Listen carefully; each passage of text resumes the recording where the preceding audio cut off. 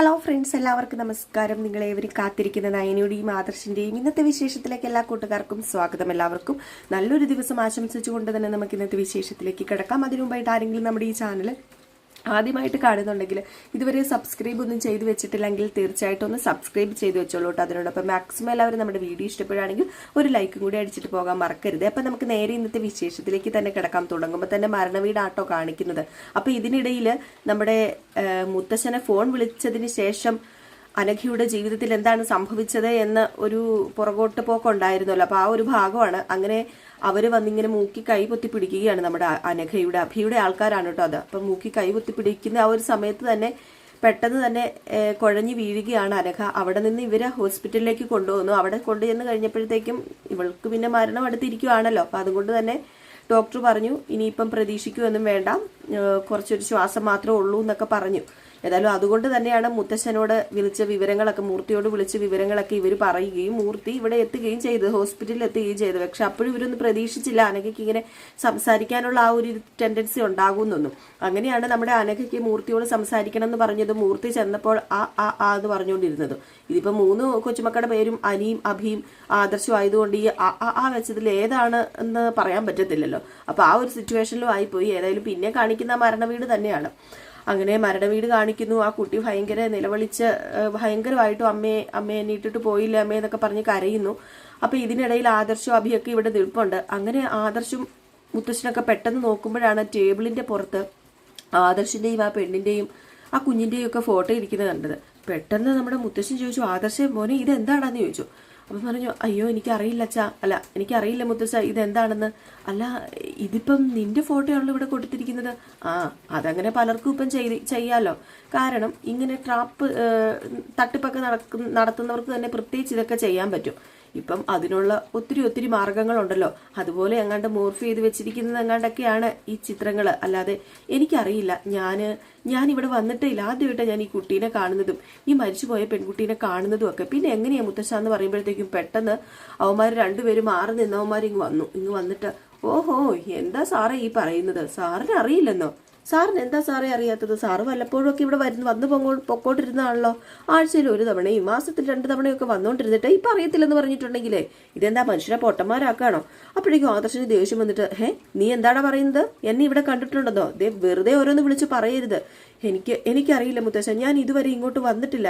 ഇങ്ങനെ ഒരു പെൺകുട്ടി ഉണ്ടെന്നോ പെൺകുട്ടിക്ക് ഒരു കുഞ്ഞുണ്ടെന്നോ ഒന്നും എനിക്ക് അറിയില്ലായിരുന്നു മുത്തശ്ശ എന്ന് പറഞ്ഞപ്പോഴത്തേക്കും നമ്മുടെ മൂർത്തിയും പറഞ്ഞു, നിങ്ങൾ എന്താ ഈ പറയുന്നത്? ആദർശ് ഒരിക്കലും കള്ളം പറയുന്ന കൂട്ടത്തിലല്ല. എന്റെ കൊച്ചുമകനെ എനിക്ക് നന്നായിട്ട് അറിയാം. ഇത് ഞങ്ങൾ ട്രാപ്പിലാക്കാൻ വേണ്ടി ചെയ്തു വെച്ചിരിക്കുന്നതല്ലേ എന്ന് ചോദിച്ചപ്പം, പിന്നെ ട്രാപ്പിലാക്കിയിട്ട് ഞങ്ങൾക്ക് എന്ത് കിട്ടാന്? അല്ല നിങ്ങൾക്ക് വേറൊന്നുമല്ല, ഒരു കുട്ടീനെ അനന്തപുരി തറവാട്ടിലേക്ക് പറഞ്ഞു വിടാലോ, ആരോരും ഇല്ലാത്തത്. അപ്പൊ ആദർശ് പറഞ്ഞു, ആരോരും ഇല്ലാത്ത കുട്ടിയൊക്കെ ശരിയാണ്, ഞങ്ങൾ വേണമെങ്കിൽ ഇതിനെ പഠിപ്പിച്ചോളാം, വളർത്തിക്കോളാം, ഇതിന്റെ എന്ത് സാഹചര്യത്തിലും ഞങ്ങൾ കൂടെ നിൽക്കാം. പക്ഷേ അന്നും പറഞ്ഞുകൊണ്ട് ഞങ്ങളുടെ കുടുംബത്തിൽ കെട്ടിവെക്കാനൊന്നും നോക്കരുത് എന്നിങ്ങനെ പറയുകയാണ്. അപ്പോഴത്തേക്കും അവർ പറഞ്ഞു, പിന്നെ ആരുടെ ഔദാര്യമൊന്നും ഈ കുട്ടിക്ക് ആവശ്യമില്ല. ഈ കുട്ടിയുടെ യഥാർത്ഥ യശൻ താനല്ലേ.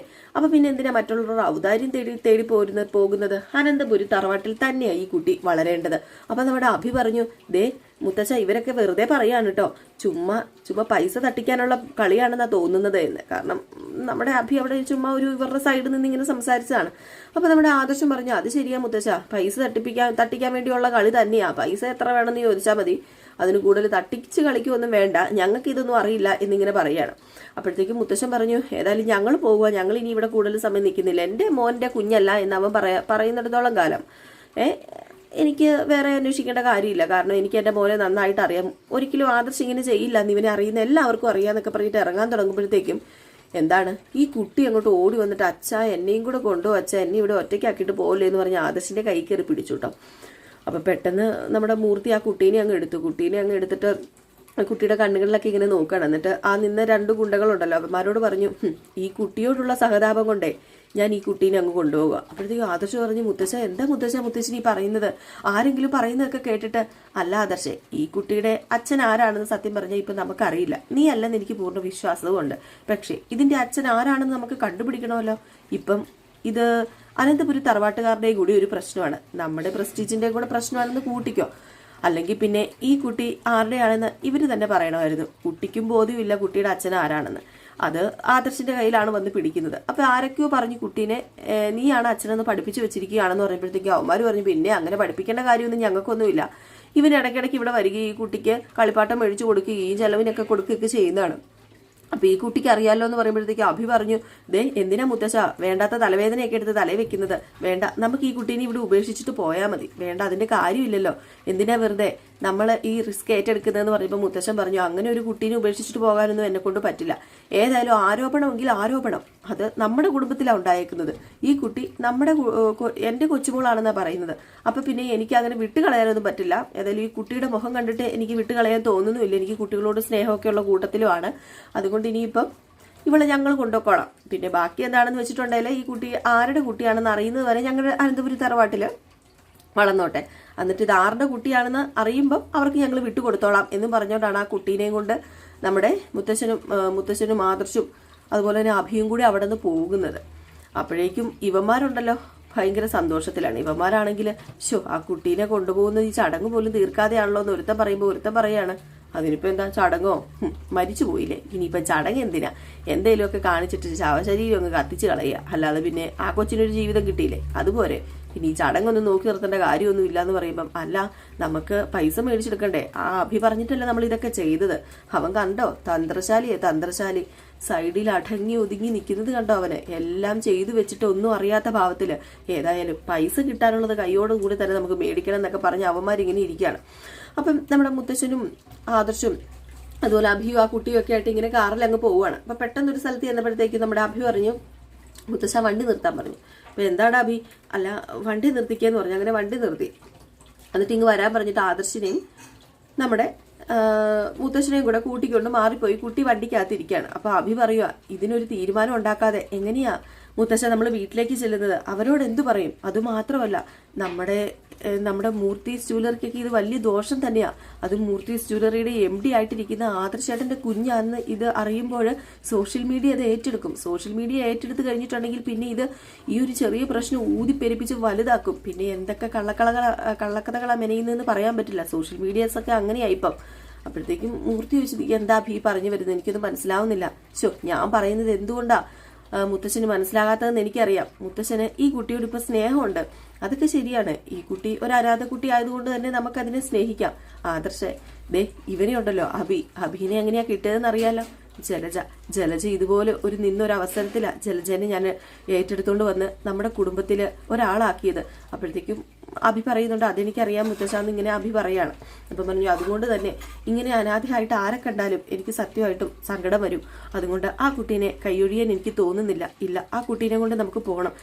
നമുക്ക് അനന്തപുരി തറവാട്ടിൽ തന്നെ ആ കുട്ടീനെ കൊണ്ടുപോയി വളർത്തണം. അതിന്റെ യഥാർത്ഥ അച്ഛൻ ആരാണെന്ന് വെച്ചാൽ വരട്ടെ. അപ്പൊ നമുക്ക് ആ കുട്ടീനെ വിട്ടുകൊടുക്കാന്ന് പറയുമ്പോൾ ആദർശിന് ഒരു മടി കിട്ടും. ആദർശ് പറഞ്ഞു എന്തിനാ മുത്തശ്ശ ഈ റിസ്ക് നമ്മൾ ഏറ്റെടുക്കണം. അഭി പറയുന്നത് പോലെ ഈ കുട്ടിയെ ചെലവുകളെല്ലാം നമുക്ക് നോക്കി ഏതെങ്കിലും ഓഫനേജ് കൊണ്ട് ആക്കിയാൽ പോരെ, നമുക്ക് ആ കുട്ടിയുടെ പഠനകാര്യവും ചെലവുകളൊക്കെ നോക്കാം, അതുപോലെ എന്ന് പറഞ്ഞപ്പോ അതൊരിക്കലും പാടില്ല. കാരണം അനന്തപുരി തറവാട്ടിലെ ഒരു കൊച്ചുമകന്റെ പേരിലാണ് ഈ പ്രശ്നം വന്നിരിക്കുന്നത്. അത് നമ്മളെ ഏറെക്കുറെയൊക്കെ ബാധിക്കുകയും ചെയ്യും. അതുമാത്രമല്ല ഇനിയിപ്പം ഇത് വലിയ പ്രശ്നമാക്കി തീർക്കാൻ ആൾക്കാർ തുടങ്ങും. അതിനു മുമ്പ് തന്നെ നമുക്ക് ഇവള് നമ്മുടെ വീട്ടിലേക്ക് കൊണ്ടുപോകുന്നത് തന്നെയാണ് നല്ലത്. വെറുതെ എന്തിനാ ഓരോ പ്രശ്നത്തിന് തിരികൊളുത്തുന്നതെന്ന് പറഞ്ഞപ്പോൾ അഭി പറഞ്ഞു മുത്തശ്ശൻ പറഞ്ഞത് ശരിയാ, എങ്കിൽ പിന്നെ ഞാനൊരു കാര്യം പറയട്ടെ, ഈ കുട്ടി ആദർശേട്ടന്റെ കുട്ടിയായിട്ടല്ല അനന്തപുരി തറവാട്ടിൽ ചെന്ന് കയറാനുള്ളത്. അതെന്താടാ നീ അങ്ങനെ പറഞ്ഞത്? അത് പിന്നെ വേറൊന്നുമല്ല, ഞാൻ പറഞ്ഞല്ലോ മൂർത്തീസ് ജ്വല്ലറിയുടെ ബ്രാഞ്ചുകളെല്ലാം അതുപോലെ ബ്രാഞ്ചുകളുടെ MD ആയിട്ടിരിക്കുന്നത് ഇപ്പം ആദർശേട്ടൻ തന്നെയാണല്ലോ. ആ MDയുടെ പേരിൽ ഇങ്ങനെ ഒരു വിവാദം വന്നു കഴിഞ്ഞാൽ ഞാൻ പറഞ്ഞില്ലേ സോഷ്യൽ മീഡിയകൾ അത് ഏറ്റെടുത്ത് പിടിക്കും. പിന്നെ സോഷ്യൽ മീഡിയ അനന്തപുരി തറവാട്ടിൽ വന്ന് കിടന്നുറക്കം വരെയാകും. അവർക്ക് ഒരു തുമ്പ് കിട്ടാതെ അവരവിടുന്ന് പോവില്ല. പിന്നെ മൂർത്തീസ് ജ്വല്ലറിയുടെ കാര്യം പറയേണ്ട കാര്യമില്ലല്ലോ, അവിടെയും സോഷ്യൽ മീഡിയസിന്റെ കൊട്ടൊക്കെ നിറയും. അതുകൊണ്ട് തന്നെ നമുക്കൊരു കാര്യം ചെയ്യാം, തൽക്കാലം ഈ കുട്ടി എന്റെ പേരിലിരിക്കട്ടെ, എന്റെ കുട്ടിയാണെന്ന് ഞാൻ പറഞ്ഞോളാം. അതിപ്പം അനന്തപുരി തറവാട്ടിലാണെങ്കിലും പുറത്തെവിടെയാണെങ്കിലും അബി എന്നും കൊള്ളരുതാത്തവനാണല്ലോ. അബി എന്ത് ചെയ്താലും ആരും അംഗീകരിച്ചു തരുമല്ലോ. അബി ഭയങ്കര തെറ്റുകാരനൊക്കെ ആണല്ലോ. അപ്പൊ അതുകൊണ്ട് തന്നെ ഞാൻ ഈ ഒരു തെറ്റ് ചെയ്തെന്ന് പറഞ്ഞാലും എല്ലാവരും അങ്ങ് വിശ്വസിക്കും. പക്ഷെ ആദർശേട്ടൻ ചെയ്തെന്ന് പറഞ്ഞിട്ടുണ്ടെങ്കിൽ ആരും വിശ്വസിക്കത്തുമില്ല. അത് അനന്തപുരി തറവാട്ടിനെ പിടിച്ചു കുലുക്കും. പിന്നെ അത് വലിയ വലിയ പ്രശ്നമാകും. അതുകൊണ്ടാണ് ഞാൻ പറഞ്ഞത് ദേ ഇവള് എന്റെ കുട്ടിയാണെന്ന് ഞാൻ പറഞ്ഞോളാന്ന് പറഞ്ഞപ്പോഴത്തേക്കും മൂർത്തി പറഞ്ഞു എന്താണ് നീ പറയുന്നത്, ഇതൊക്കെ പ്രാക്ടിക്കലായിട്ട് ചിന്തിക്കാവുന്ന കാര്യങ്ങളാണോ? എന്തു പറ്റി നിനക്ക്? നീ ഇങ്ങനെ കുറ്റമൊക്കെ ഏറ്റെടുക്കുന്നത്? സാധാരണ നീ ഇങ്ങനെ കുറ്റങ്ങളൊന്നും ഏറ്റെടുക്കാറുള്ളതല്ലല്ലോ. അത് പിന്നെ മുത്തശ്ശ, പഴയതുപോലെ എന്നെ കാണരുത്. എനിക്ക് ഒരുപാട് മാറ്റങ്ങളുണ്ട്. അത് നവ്യോട് ചോദിച്ചാൽ നിങ്ങൾക്കൊക്കെ അറിയാനായിട്ട് സാധിക്കും. പണ്ടത്തെ അഭിയല്ല ഇപ്പൊ നിങ്ങളുടെ മുമ്പിൽ വന്ന് നിൽക്കുന്നത്. കുടുംബത്തിനോടും ഭാര്യയോടും മക്കളോടൊക്കെ ആത്മാർത്ഥമായിട്ട് സ്നേഹമുള്ളൊരു അഭിയായി വന്ന് നിൽക്കുന്നതെന്നൊക്കെ പറഞ്ഞ് അഭി അങ്ങോട്ട് ഒലിപ്പിച്ച് തകർക്കാണ് കേട്ടോ. ഏതായാലും ഇത് കേട്ടപ്പോഴത്തേക്ക് നമ്മുടെ ആദർശിന് എന്താ പറയേണ്ടതെന്ന് അറിയില്ല. അപ്പൊ ആദർശ് പറഞ്ഞു, എടാ നീ ഇപ്പൊ ഈ കുറ്റം ഏറ്റെടുക്കാന്നൊക്കെ പറഞ്ഞു കഴിഞ്ഞിട്ടുണ്ടെങ്കിൽ അത് എന്റെ കുറ്റം എന്നൊന്നും പറയണ്ട. ഒരിക്കലും ഞാൻ ആ കുട്ടിയുടെ അച്ഛനല്ല. പിന്നെ എന്തിന് ഞാൻ ഇതൊക്കെ സമ്മതിച്ചു തരണം? അതിന്റെ ആവശ്യമുണ്ടോ? എന്റെ കുട്ടിയല്ല, പിന്നെ ഞാനതങ്ങ് പറഞ്ഞാൽ പോരെ. അതിനി നീ ഏറ്റെടുക്കുക, അതിന്റെയൊക്കെ കാര്യമുണ്ടോ എന്ന് ചോദിച്ചപ്പം ആദർശേട്ടനെ കഥ എങ്ങോട്ടാ പോകുന്നതെന്ന് അറിയില്ല എന്നിട്ട് ആദർശേട്ടൻ ഇങ്ങനെയൊക്കെ പറയുന്നത്. ആദർശേട്ടാ, കഥ ഇച്ചിരി പ്രശ്നമുള്ള കാര്യം തന്നെയാണ്. ഇത് നമ്മുടെ കുടുംബത്തെയും മൂർത്തീസ് ജ്വല്ലറിയൊക്കെ ബാധിക്കും. അതുകൊണ്ടാണ് ഞാൻ പറയുന്നത്. ഈ പറയുന്ന എന്റെ അമ്മ പോലും അറിയാൻ പാടില്ല ഇത് ആദർശേട്ടന്റെ കുഞ്ഞാണെന്ന്. അമ്മയുടെ കാര്യം അറിയാലോ, ഞാൻ പ്രത്യേകിച്ച് പറഞ്ഞു തരേണ്ടതല്ലോ. എനിക്ക് മാത്രമേ മാറ്റമുള്ളൂ, എന്റെ അമ്മയ്ക്ക് മാറ്റം ഇതുവരെ സംഭവിച്ചിട്ടില്ല. അപ്പൊ അതുകൊണ്ട് തന്നെ ഞാൻ പറയുന്നത് പോലെ തന്നെ കേൾക്കണം എന്ന് പറഞ്ഞ് അഭി ഇങ്ങനെ പറയാണ് കേട്ടോ. അപ്പൊ നമ്മുടെ മുത്തശ്ശനും ആദർശവും ഇങ്ങനെ ആലോചിക്കുക. ഏതായാലും ഈ സമയത്ത് മുത്തശ്ശൻ പറയാണ്, എന്നാ പിന്നെ നമുക്ക് അങ്ങനെ തന്നെ ചെയ്യാം. ഈ കുട്ടിയുടെ അച്ഛൻ ആരാണെന്ന് കണ്ടുപിടിക്കുന്നത് വരെ അഭി പറയുന്നത് പോലെ തന്നെ ഇരിക്കട്ടെ കാര്യങ്ങളൊക്കെ. അല്ലെങ്കിൽ ആദർശേ, അത് നമ്മുടെ മൂർത്തീസ് ജ്വല്ലറിയെ ബാധിക്കും എന്ന് പറഞ്ഞിട്ട് വണ്ടിക്കകത്ത് കയറാൻ തുടങ്ങുമ്പോൾ ബാബിക്ക് ഭയങ്കര സന്തോഷമാകുകയാണ് കേട്ടോ. എന്തൊരു കള്ളനാണല്ലേ. അത് കള്ളത്തിന്റെ പുറത്ത് വീണ്ടും കള്ളങ്ങൾ പറഞ്ഞ് അത് അഭിയുടെ കുഞ്ഞ് തന്നെയാക്കി തീർക്കുക. അപ്പൊ നമ്മുടെ അഭി അവിടെ വലിയ മനസ്സുള്ള ഒരാളാകുക. അപ്പൊ ആ കുട്ടി ഇങ്ങനെ വണ്ടിയിൽ ഇരിക്കുന്ന കണ്ടു കഴിഞ്ഞപ്പോഴേക്കും നമ്മുടെ ആദർശിന് ഒരു സങ്കടമൊക്കെ തോന്നുകയാണ് കേട്ടോ. അങ്ങനെ നമ്മുടെ ആദർശ് ആ കുട്ടിയുടെ അടുത്തേക്ക് തന്നെ ഇങ്ങനെ കയറുക. വണ്ടിയുടെ ഫ്രണ്ടിലാട്ടോ ആ കുട്ടി ഇരിക്കുന്നത്. മുത്തശ്ശനും അതുപോലെ തന്നെ നമ്മുടെ അഭിയും പുറകുവശത്താണ് കയറിയിരിക്കുന്നത്. അപ്പോഴത്തേക്ക് പെട്ടെന്ന് നമ്മുടെ അഭി ഇങ്ങ് വന്നിട്ട് ആ കുട്ടീനെ എടുത്ത് അഭിയുടെ കൈ പിടിച്ചിട്ട് അഭിയുടെ മടിയിലേക്ക് വെക്കുകയാണ്. അപ്പോഴത്തേക്കും ആ കുട്ടി ഇങ്ങനെ നമ്മുടെ ആദർശിനെ നോക്കുന്നുണ്ട്. അപ്പോഴത്തേക്കും അഭി പറഞ്ഞു, മോളുടെ അച്ഛനെ ഇതല്ല, മോളുടെ അച്ഛൻ ഞാനാന്ന്. അപ്പോഴത്തേക്കും ആ കുട്ടി പറഞ്ഞു, ഇല്ലില്ല, എന്റെ അച്ഛൻ ഇതാ. അല്ല മോളെ, ഞാനാ. മോളുടെ അമ്മയ്ക്ക് ഒരു തെറ്റ് പറ്റിയതാ കേട്ടോ. ആണോ? എന്റെ അമ്മയ്ക്ക് തെറ്റ് പറ്റിയതാണോ? അല്ല, മോൾക്ക് വിശക്കുന്നുണ്ടോ? ആ, വിശക്കുന്നുണ്ട്. എങ്കിൽ പിന്നെ നമുക്ക് നല്ലൊരു ഹോട്ടലിൽ കയറി ആഹാരമൊക്കെ കഴിച്ചിട്ട് നമുക്ക് നമ്മുടെ വീട്ടിലേക്ക് പോകാം എന്നാ കുട്ടി പറയുകയും ചെയ്തു കേട്ടോ. അപ്പോഴത്തേക്കും നമ്മുടെ മുത്തശ്ശൻ പറഞ്ഞു, അതിനു മുമ്പ് ശ്മശാനത്തിലേക്ക് വണ്ടി വിട്, അനഘയുടെ കർമ്മങ്ങളൊക്കെ ചെയ്ത് കഴിഞ്ഞിട്ട് പോയാൽ മതി. അപ്പൊ നമ്മുടെ അഭി പറഞ്ഞു, അതെ, അതാ നല്ലത്. അപ്പൊ നമ്മുടെ ആദർശ് പറഞ്ഞു, ഇനി നമ്മൾ അങ്ങോട്ട് പോയി എന്തെങ്കിലും സീൻ ഉണ്ടാക്കണോ? ഇനി എന്ത് സീൻ ഉണ്ടാകാനാ? നമ്മൾ കുട്ടീനെ ഏറ്റെടുത്ത് കഴിഞ്ഞില്ലേ, എന്നാ പിന്നെ അങ്ങോട്ട് തന്നെ വണ്ടി വിട ആദർശേട്ടാന്ന് നമ്മുടെ അഭിയും പറയുകയാണ്. അങ്ങനെ ശ്മശാനത്തിലേക്ക് പോവാണ് കേട്ടോ ഇവര്. ഈ സമയത്താണ് നമ്മുടെ കനകേനെയും ഗോവിന്ദനെയും കാണിക്കുന്നത്. അപ്പൊ കനകയും ഗോവിന്ദനും ഇങ്ങനെ ഇരിക്കുമ്പോഴത്തേക്ക് പെട്ടെന്ന് നമ്മുടെ നവ്യ ഭയങ്കരമായിട്ടും ഒച്ച വെച്ചുകൊണ്ട് ഇങ്ങനെ വരുവാണ് കേട്ടോ. കരഞ്ഞോണ്ട് വരികയാണ്, വയറെ താങ്ങി പിടിച്ചോണ്ട്. അപ്പോഴത്തേക്കും നമ്മുടെ ഗോവിന്ദ് ചോദിച്ചു, മോളെ നിനക്ക് എന്താ പറ്റിയത്? അപ്പം കനകയും ചോദിച്ചു, എന്താ പറ്റിയത്? അത് പിന്നെ എനിക്ക് തീരെ വയ്യ, കുറച്ച് നേരമായിട്ട് പെയിൻ ഉണ്ട്. അപ്പം കനക പറഞ്ഞു, ഇപ്പോഴേ പെയിനോ? ആ, ഇപ്പോഴേ പെയിൻ ഉണ്ട്. അപ്പോഴത്തേക്കും ഗോവിന്ദൻ പറഞ്ഞു, എന്നാ പിന്നെ നമുക്ക് ഹോസ്പിറ്റലിൽ പോകാം. വേണ്ട അച്ഛാ, വേദന കൂടാണെങ്കിൽ അഭിനെ വിളിക്കാം നമുക്ക്. നമ്മള് ഇപ്പൊ തിരക്കിടണ്ട, നോക്കാം നമുക്ക് വേദനയുണ്ടോ എന്ന്. അഭിനെ വിളിച്ചാൽ മതി. അതെന്താ നമ്മൾ കൊണ്ടുപോയാലോ, ഞാൻ കൊണ്ടുപോയാലോ? അതിനിപ്പോ എന്താ മോളെ, നമുക്ക് പോകാം. വേണ്ട, ഇപ്പൊ വേണ്ട എന്ന് പറഞ്ഞ് ഒരു ഗ്ലാസ് പാലൊക്കെ കൊടുക്കാണ് കേട്ടോ നമ്മുടെ നവിക്ക്. അപ്പൊ കനക ചോദിച്ചു, അല്ല മോളെ വേദനയുണ്ടോ? ഇപ്പോഴും വേദനയുണ്ടെന്ന് തോന്നുന്നു. എങ്കിലും അഭിയെ ഇടയ്ക്കൊന്ന് വിളിച്ച് വിവരം പറയണം.